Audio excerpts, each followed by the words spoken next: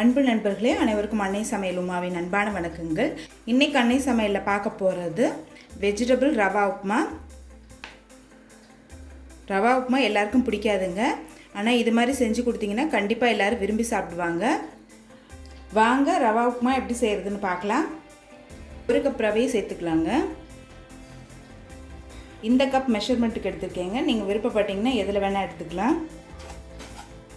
Roasted ரவையாக இருந்தால் கூட நீங்கள் ஒரு தடவை வறுத்துக்கோங்க.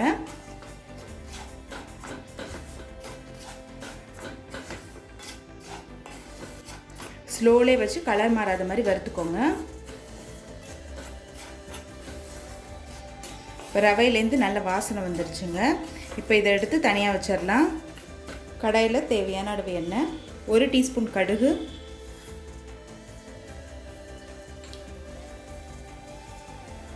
1 டீஸ்பூன் உளுந்து, 1 டீஸ்பூன் கடலைப்பருப்பு, கொஞ்சம் கருவேப்பிலை, கொஞ்சம் முந்திரி, பொடியாக நறுக்கின இஞ்சி,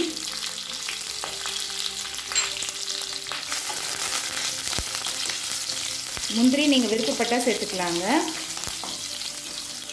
நீளமாக நறுக்குன்னு ஒரு வெங்காயத்தை சேர்த்துக்கலாம்.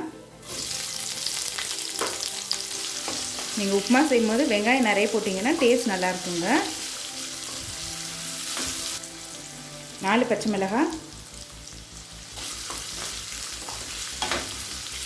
வெங்காயத்தை ரொம்ப வதக்க தேவையில்லைங்க, லேசாக வதக்கினா போதும். தேவையான அளவு உப்பு,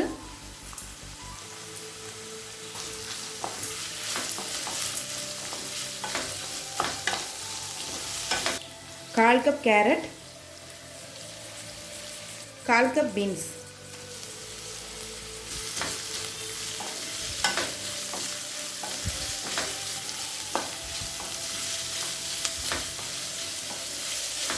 காய்கறி நீங்கள் விருப்பப்பட்டால் சேர்த்துக்கலாங்க. எனக்கு பட்டாணி கிடைச்சா நீங்கள் பட்டாணி கூட போட்டுக்கலாம். அடுத்தது 2.5 கப் தண்ணி சேர்த்துக்கலாங்க.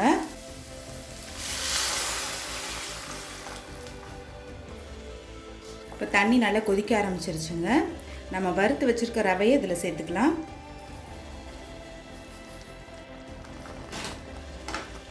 ஸ்டவ்வை ஸ்லோலே வச்சுருங்க. கட்டி இல்லாமல் இருக்க நல்லா கிளறிக்கிட்டே இருங்க.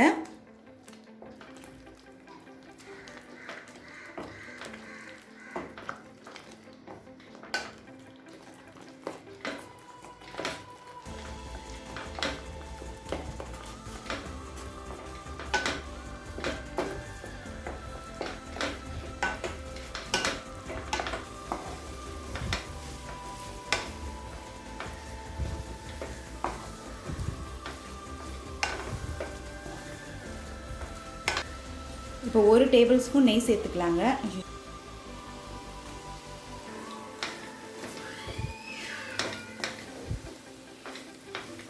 நெய் சேர்க்கறதுனால உப்புமா டேஸ்ட் ரொம்ப நல்லாயிருக்கும். கொத்தமல்லி சேர்த்துக்கலாம்.